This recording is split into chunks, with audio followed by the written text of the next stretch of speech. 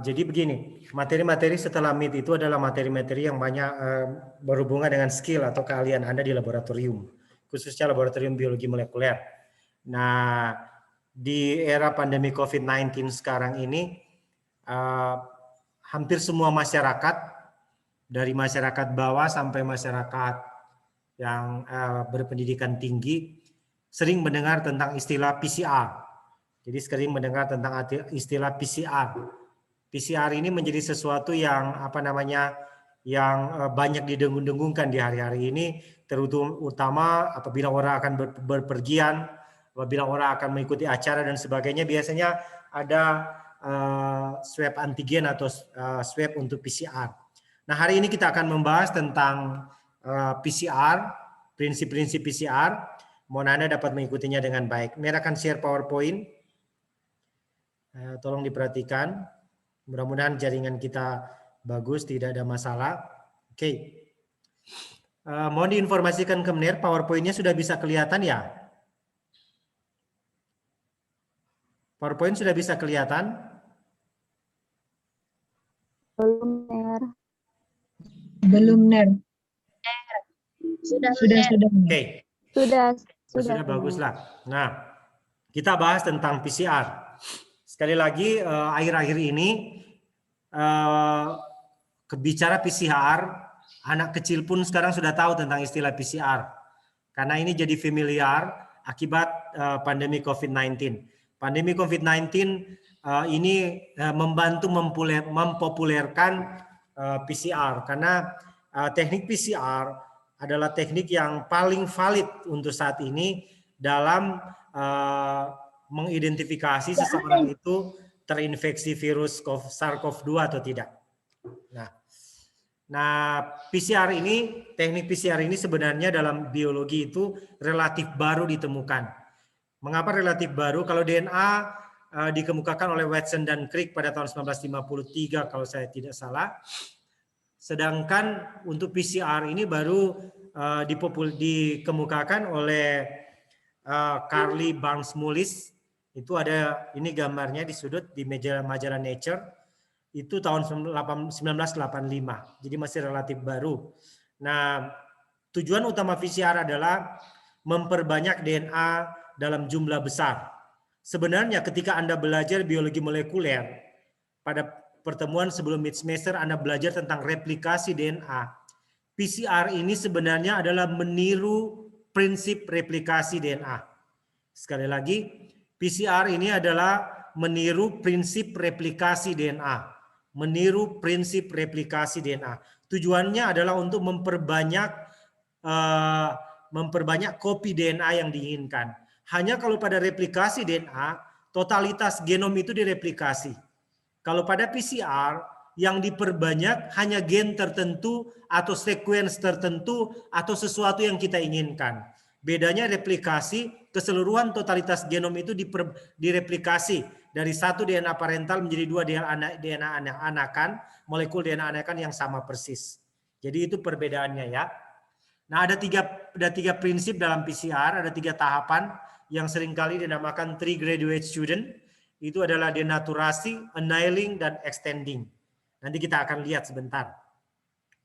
Nah, PCR ini bukan alat. PCR adalah teknik. Sekali lagi, PCR itu bukan alat. PCR adalah teknik, kepanjangannya adalah polymerase chain reaction atau rantai pemanjangan reaksi pemanjangan polimerase. Nah, ini tujuannya adalah, saya sudah sampaikan tadi, memperbanyak fragmen DNA yang kita inginkan. Jadi tidak totalitas keseluruhan DNA, tapi hanya bagian tertentu dari DNA yang akan diperbanyak. Misalnya ketika kita mengambil DNA template hasil ekstraksi, minggu lalu kita sudah membahas tentang teknik ekstraksi DNA. Hasil ekstraksi DNA itu kita namakan, bisa dikatakan template. Misalnya kalau diambil dari DNA manusia, nah, di dalam DNA template manusia itu ada gen yang mengkode misalnya pembentukan insulin. Nah, dalam teknik PCR hanya segmen atau hanya fragmen dari DNA tertentu yang diperbanyak. Jadi kalau kita ingin memperbanyak gen yang mengkode insulin, hanya gen yang mengkode insulin yang diperbanyak. Tidak totalitas dari ribuan bahkan miliaran gen yang ada pada kita. Ya, itu prinsipnya. Nah, karena dia perbanyakan di luar dari sel, di luar dari aktivitas amplifikasi atau replikasi sel yang terjadi secara alamiah de novo di dalam sel, maka teknik PCR ini bersifat in vitro karena kita lakukan di luar sel, kita lakukan di laboratorium misalnya secara artifisial. Pada perkembangannya PCR itu ada dua, tolong Anda pahami dengan baik. Ada yang namanya PCR biasa, ada RT-PCR, real time PCR. Ada istilah-istilah dari PCR, real time PCR ini atau reverse transkriptase enzimnya untuk PCR dari RT-PCR. Nah, yang diaplikasikan untuk mendeteksi virus RNA itu dengan cara RT-PCR, real time PCR. Seringkali juga digunakan dalam penelitian-penelitian ekspresi gen. Ekspresi gen karena produk dari transkripsi itu adalah RNA. Itu yang ditranskripsi balik dengan RT-PCR. Itu ya PCR biasa dan real time PCR. Ini Anda lihat. Nah, sorry. Nggak terlewat ini, Kang. Maaf. Nah, untuk real time PCR, prosedurnya sama dengan PCR biasa. Hanya DNA yang diamplifikasi dideteksi secara kontinu selama reaksi berlangsung. Jadi real time. Kalau PCR biasa ada di lab torang di biologi Unima, torang nggak bisa deteksi lewat grafik berapa amplikon yang terbentuk, pergerakan amplikon yang diamplifikasi bagaimana tidak bisa kita lihat. Kalau pada real time PCR bisa kita lihat karena biasanya disertai dengan monitor. Kalau PCR biasa ada monitor tapi grafik amplifikasi tidak kelihatan. Nah, untuk reaksi PCR standar, penambahan probe dan pewarna untuk menghasilkan signal fluorescence dari produk. Sedangkan untuk deteksi signal dalam real time memungkinkan kuantifikasi materi DNA awal. Jadi kelebihan dari real time PCR, orang bisa ketahui berapa amplikon yang terbentuk yang tidak bisa diketahui secara valid pada PCR biasa. Baru dilangsungkan dalam thermal, jadi mesin atau alat untuk reaksi polimerase, reaksi rantai polimerase atau reaksi PCR ini baik real time PCR maupun PCR dikenal dengan nama thermal cycle atau cycler yang namanya karena dia kan ini siklus thermal cycler atau siklus. Nah, jadi itu nanti kita lihat alatnya sebentar. Nah, setelah kita PCR dilakukan, sebenarnya apa sebenarnya tujuan dari PCR? Tujuan awalnya kita memperbanyak segmen atau fragmen DNA yang ingin kita teliti. Misalnya kita ingin teliti DNA gen pengkode insulin pada manusia, maka hanya primer. Primer itu penanda awal untuk amplifikasi lewat PCR yang kita perbanyak. Tetapi tujuan akhirnya amplikon atau kopi DNA yang diperbanyak atau jadi kopi DNA yang diperbanyak dinamakan amplikon, itu bisa dilanjutkan dengan elektroforesis, bisa dilanjutkan dengan cloning, bisa dilanjutkan dengan restriksi untuk rekayasa genetik, atau bisa juga dilangsungkan dengan elektroforesis, Southern transfer dan seterusnya. Jadi ada banyak fungsi dari DNA atau kopi DNA hasil PCR yang dilakukan. Nah, prinsip kerja kita kembali ke tadi, ada 3 tahap. Sekali lagi Anda harus pahami ini, walaupun di lab ini kita akan banyak lihat. Dalam kita melakukan PCR, itu baik real time PCR maupun PCR biasa, ada tahap denaturasi, ada tahap annealing, ada tahap ekstensi. Perhatikan, karena ini PCR, karena kita bekerja dengan DNA, maka suhu itu sangat-sangat penting. Karena itu mesin PCR dinamakan thermal cycler. Thermal cycler, therma itu suhu. Jadi siklus untuk memperbanyak. Jadi Anda lihat, denaturasi biasanya teorinya dilakukan pada 95 derajat. Annealing pada 50 sampai 68 derajat. Ekstensi ini pada 72 derajat. Oke. Nah, kita mulai dengan denaturasi. Ini prinsip. Denaturasi itu ini suhu 94 sampai 90 derajat. Anda lihat DNA double strand ini, apa fungsi dari denaturasi? Pada denaturasi ini tujuannya adalah memisahkan untai DNA double helix. Jadi ini denaturasikan, dipisahkan, denaturasi. Jadi ini single strand terpisah, single strand yang kedua dipisahkan. Untuk memisahkan ini, karena ini ada ikatan hidrogen, diperlukan bantuan suhu. Suhu tinggi ini 94 sampai 96 derajat. Perlakuan suhu pada cycler PCR ini dapat memutuskan ikatan hidrogen. Sekali lagi, dapat memutuskan ikatan hidrogen antar dua jenis basa nitrogen, adenin, guanin, sitosin, timin. Ini basa-basa nitrogen. Dengan ada perlakuan thermal atau suhu di sini, sehingga untai DNA double helix ini terpisah. Ini strand yang pertama, ini strand yang kedua. Jadi itu tujuan denaturasi. Jadinya nanti dari double strand menjadi DSD, dari dsDNA menjadi ssDNA. ssDNA ini single strand DNA, ya. Oke, supaya nanti ini masing-masing DNA kan di replikasi DNA Anda sudah tahu dapat berfungsi sebagai template karena dia membawa informasi genetik yang sama, ya. Sehingga kalau sudah dipisahkan nanti tujuan kedua berlangsung yaitu annealing. Annealing ini 50 sampai 68 derajat Celcius. Apa tujuan annealing? Tujuan annealing adalah penempelan primer. Penempelan primer. Kalau di replikasi Anda sudah tahu setelah single strand binding DNA, baru DNA helikase membuka DNA. Anda ingat lagi replikasi DNA pada materi sebelum ini, baru akan menempel RNA primer. Nah, pada annealing inilah setelah DNA terbuka, kalau pada secara de novo atau dalam sel yang membuka untai ini enzim helikase, kalau pada PCR yang membukanya dengan perlakuan suhu, Anda ingat itu. Nah, pada tahap annealing ini primer akan menempel. Primer ini itu ibarat gen, dia akan mengenal gen apa yang akan diperpanjang. Maaf saya. Jadi pada tahap annealing ini dapat diketahui gen mana yang akan diperbanyak pada DNA template yang telah kita hasilkan lewat ekstraksi DNA.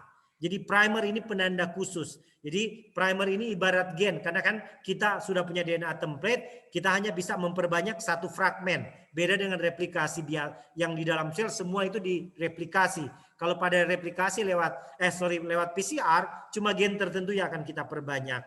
Nah, gen untuk mengenal gen yang diperbanyak pada DNA template pada tahap ini annealing, setelah dia denaturasi kita gunakan primer. Jadi ada primer itu biasanya sequence DNA pendek, beberapa nukleotida yang mengenal daerah awal dari suatu gen pada DNA template, awal dan akhir. Karena primer ada dua, reverse dan forward dan reverse. Nah, setelah primer menempel akan terjadi elongasi. Elongasi ini sebenarnya perpanjangan. Kalau pada replikasi biasa inilah aktivitas dari DNA polimerase. Perpanjangan fragmen yang kita inginkan. Perpanjangan atau amplifikasi fragmen DNA gen yang kita inginkan. Itu pada tahap ekstensi. Ada juga buku yang bilang setelah ekstensi final extension. Jadi ini sederhananya diringkas. Ini DNA double helix, denaturasi dibuka, double helixnya. Pada tahap annealing ini primer, ada primer yang menempel, forward dan reverse, 5 aksen, 3 aksen, 3 aksen, 5 aksen, itu anti paralel kalau Anda sudah pelajari. Setelah primer menempel pada annealing, dilanjutkan dengan tahap ekstensi perbanyakan atau pemanjangan. Sehingga akan dihasilkan banyak kopi DNA berdasarkan primer gen yang kita gunakan. Oke. Ini produk PCR dari 2 jadi dia 2 pangkat N produk PCR ya. Jadi kalau 35 siklus, 35 kali siklus berarti itu adalah ini amplikon yang terbentuk adalah amplikon kali 2N kali N. A ini molekul target mula-mula. Jadi jumlah amplikon dengan jumlah molekul awal 1 setelah 35 siklus didapatkan 34 miliar. Ini berapa? 34 miliar atau apa nanti Anda lihat sendiri. Sudah 34 triliun kali ya. Sudah 90 miliar. 34 miliar perbanyakan. Jadi bayangkan amplifikasi itu bisa menghasilkan kopi dari gen yang kita inginkan. Kalau dalam 35 siklus sebanyak ini. Luar biasa. Luar biasa perbanyakannya. Nah, tapi produk kenyataannya bisa kurang produknya. Oke. Nah, ini Anda lihat. Nah, apa yang akan kita lakukan di laboratorium? Sebelum kita ke laboratorium untuk melakukan PCR, yang perlu kita ketahui adalah, ini untuk di laboratorium. Kita harus tahu apa itu komponen PCR, apa itu kondisi PCR, baru alat-alat apa yang dibutuhkan dalam PCR. Ya, komponen PCR, kondisi PCR, dan peralatan dalam PCR. Ini dikenali dulu sebelum ke laboratorium. Nah, untuk DNA template ini hasil tahap 1 ekstraksi DNA. Dan kita kan sudah pelajari minggu lalu tentang teknik ekstraksi. Produk dari teknik ekstraksi purifikasi DNA itu namanya DNA template. Ya, ini proses sudah Mener bilang. Kan Mener bilang ya apa? Ini mesin thermal cycler. Jadi ini saja. Ini komponen PCR pertama DNA template. Sebelum kita melakukan PCR, kita lakukan dulu tahap awal minggu lalu melakukan ekstraksi DNA. Sama dengan orang Basweb itu mengambilkan spesimen untuk ekstraksi DNA. Setelah bahan komponen ini dapat dikatakan bahan-bahan atau reagen untuk PCR. Setelah DNA template, kita butuh enzim. Enzimnya namanya TAC DNA polimerase. Biasanya dalam bentuk kit. Baru kita butuh primer. Kita butuh primer gen yang kita ingin. Baru kita butuh DNTP dan kation. Biasanya TAC polimerase, DNTP, kation, dan buffer ini sudah digabung menjadi satu. Namanya kalau yang sering kita gunakan di lab kita adalah master mix PCR. Sehingga kalau disederhanakan ada 3 bahan, DNA template, kit PCR, master mix, kit PCR, dan primer. Ditambah DDH2O yang Mener belum tulis di sini. Nah, untuk komponen PCR sudah disederhanakan menjadi primer, top tech master mix atau kit, baru DNA atau RNA. Ini hasil ekstraksi DNA. Ini dilakukan di laboratorium Torang. Nah, untuk master mix ini berisi DNA polimerase, buffer, DNTP, DNATP, adenin, sitosin, guanin, timin karena fungsinya untuk polimerase pemanjangan rantai. Baru ada magnesium Cl2, primer, dan DNA template bukan masuk di master mix. Ini yang sama orang pernah bikin di laboratorium. Nah, ini master mix sudah. Ini yang master mix. Sekali lagi perhatikan, yang master mix ini sudah berisi DNA polimerase, buffer, tris, DNTP, DNATP, dan seterusnya MgCl, kecuali primer. Primer sendiri dan DNA template ini sendiri. Ya. Nah, ini peralatan yang dibutuhkan untuk PCR di laboratorium Torang. Ini cycler untuk RT-PCR, real-time PCR di laboratorium Torang ada. Ini alatnya. Ini setelah kita melakukan pencampuran, ini yang siap dilakukan menggunakan balok wadah berisi yang dingin, karena DNA itu gampang rusak oleh suhu. Ini. Baru ini yang setelah dicampur reagen, siap dimasukkan di cycler.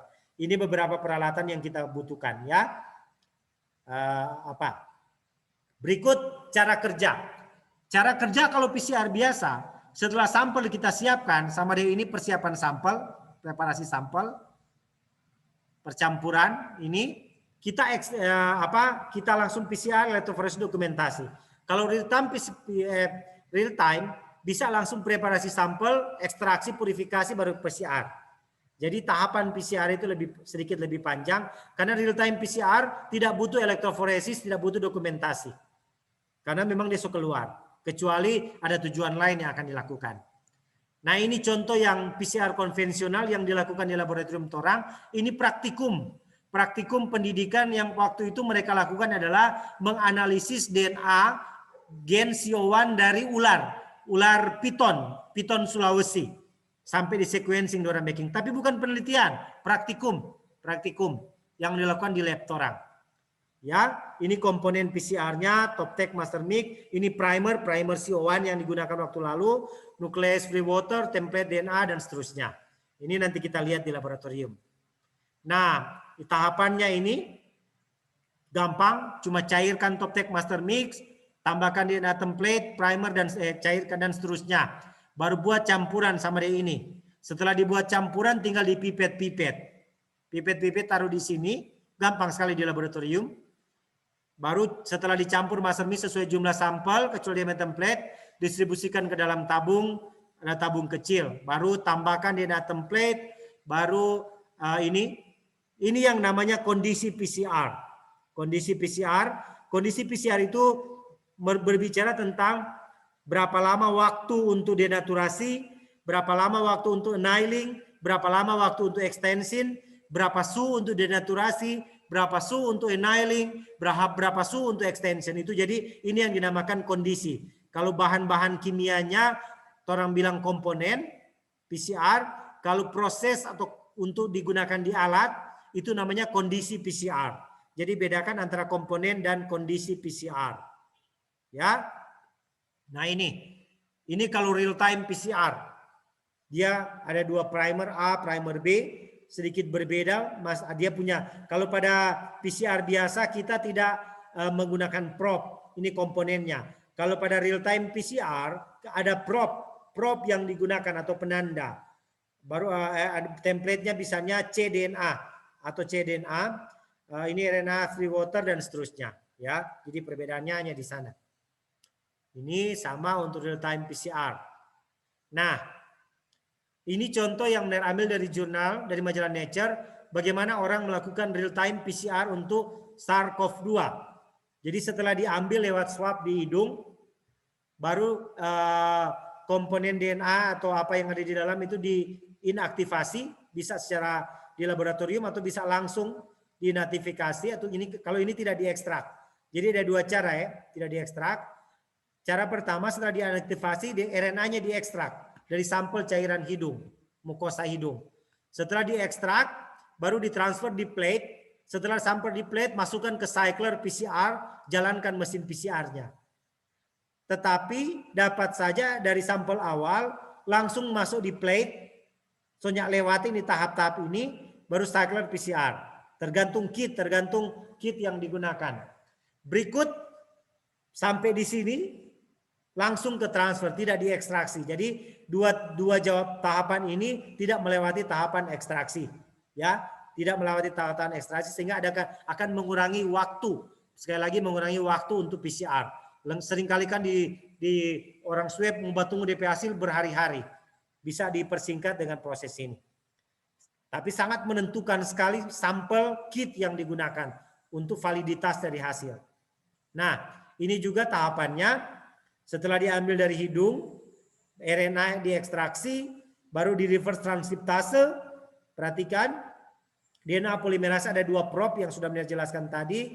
Di real time PCR diperbanyak, didapat kalau dia ada CT-nya rendah, ada CT yang terbentuk. Ini CT adalah cycle threshold terbentuk, berarti orang itu positif. Sedangkan kalau tidak ada cycler threshold yang terbentuk, orang itu negatif. Ya, nanti Anda lihat ya. Jadi CT atau cycle threshold itu adalah banyaknya jumlah siklus yang dihasilkan dalam mencari materi genetik virus dari sampel lendir atau hasil swab COVID-19. Ada berapa banyak siklus yang terbentuk. Yang kedua, semakin besar angka cycle threshold, maka semakin sedikit konsentrasi virus pada sampel. Artinya, apabila Anda diperiksa atau seseorang diperiksa swab, lalu diperoleh CT-nya tinggi, maka rendah kemungkinan virus itu menyebabkan infeksi pada orang tersebut. Tapi kalau diperoleh CT-nya rendah, maka orang itu potensial terinfeksi SARS-CoV-2. Jadi kalau CT tinggi rendah, kalau CT ini kan CT tinggi, kalau CT rendah positif, kalau CT tinggi ya dapat dikatakanlah negatif. Ada aturan. Kalau tidak salah 40 nilai CT-nya. Nanti Anda cek lagi. Nah, perlu juga diperhatikan bahwa nilai CT yang dihasilkan itu sangat bergantung pada hal teknis, mulai dari metode pengambilan sampel, materi genetik yang terkandung, kit yang digunakan. Jadi orang yang mengambil sampel swab di hidung dan dia bawa ke laboratorium, kalau dia tidak teliti bisa salah hasil PCR-nya. Sekali lagi bisa salah hasil PCR-nya. Dibilang negatif padahal positif. Ya, atau sebaliknya. Jadi, ini kalau CT-nya kurang dari 40 itu positif. Standar WHO. Ini CT. Jadi kurang dari 40 positif. Lebih dari 40 berarti negatif. Oke? CT lebih dari 40 negatif. Biasa orang setelah cycler hasilnya berapa CT-nya? Berapa cycle threshold-nya? Dari situ bisa menentukan negatif dan positifnya. Oke? Ada beberapa video yang bisa Anda lihat. Mana juga yang benar mau ambil, Kang? Nanti coba ambil yang ini. Orang coba lihat. Punya Nabisa Tabuka ini. Sorry. Nanti Anda lihat sendiri. Anda kunjungi video ini sebentar. Sorry. Nanti Anda kunjungi sebentar saja. Mer kembali ke presentasi Mer. Ini mungkin yang tepat. Sorry, bukan yang ini. Mer ambil saja yang ini.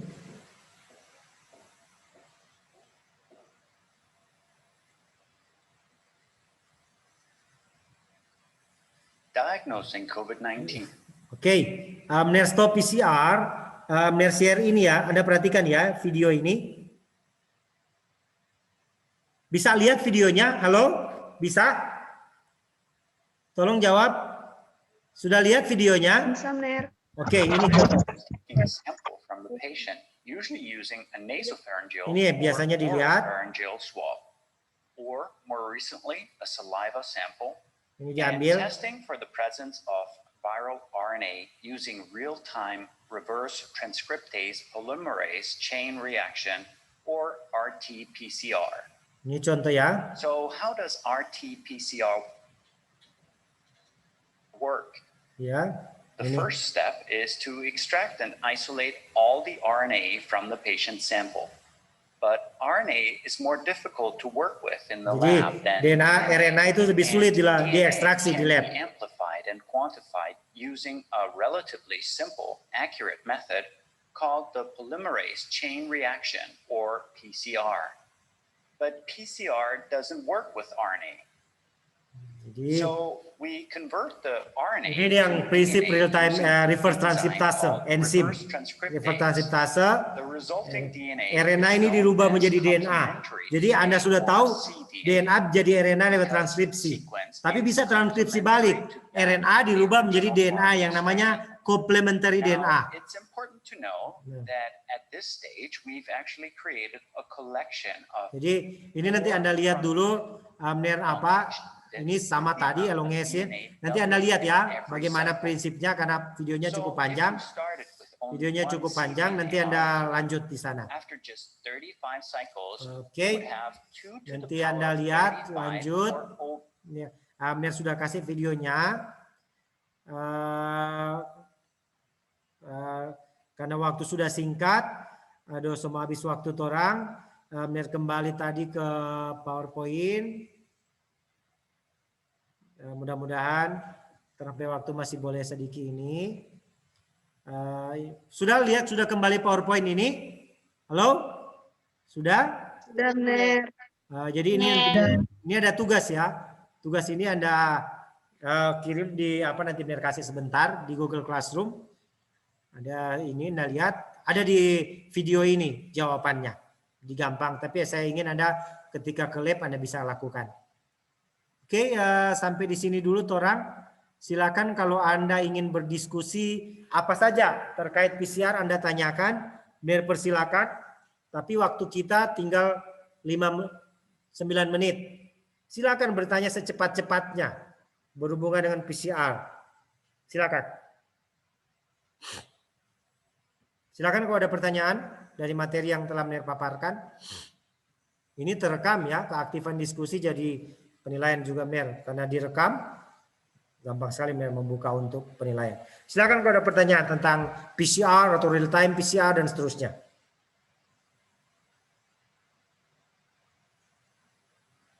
Silakan Cynthia, Megawati dan seterusnya kalau ada pertanyaan silakan.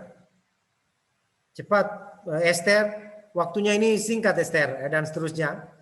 Tolong kalau ada pertanyaan cepat. Jadi kita akan praktek di lab ini untuk PCR biasa. Kita tidak ke real time PCR karena DP bahan mahal. Sedangkan orang mau praktek di lab cuma nebeng. Nebeng tanda kutip ikut penelitian dosen untuk real time PCR. Siapa tahu ada penelitian skripsi Anda yang ke biologi molekuler seperti ini. Silakan kalau ada pertanyaan, silakan.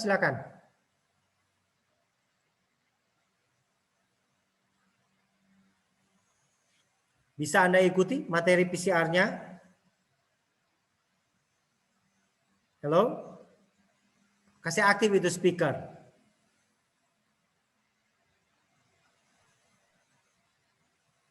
Oke, bisa diikuti materinya? Bisa, Mener. Bisa. Oke. Benar. Mudah-mudahan ini bisa orang praktek, karena untuk apa teori tanpa praktek? Nanti orang akan praktek di lab, kita akan jadwalkan. Penelitian sudah ada pengumuman, berarti dalam minggu ini atau minggu depannya mungkin orang so praktek biologi molekuler. Nanti orang rekam supaya teman-teman bisa tahu, oh begini caranya melakukan ekstraksi DNA, oh begini caranya melakukan PCR. Sehingga bukan cuma teori yang Anda dapat, tapi ilmu, tapi teknik juga bisa Anda dapatkan. Tentu yang lebih menerima lebih banyak yang melakukan langsung di lab.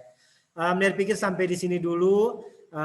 Tolong dibuat laporan monitoring untuk mata kuliah hari ini ya.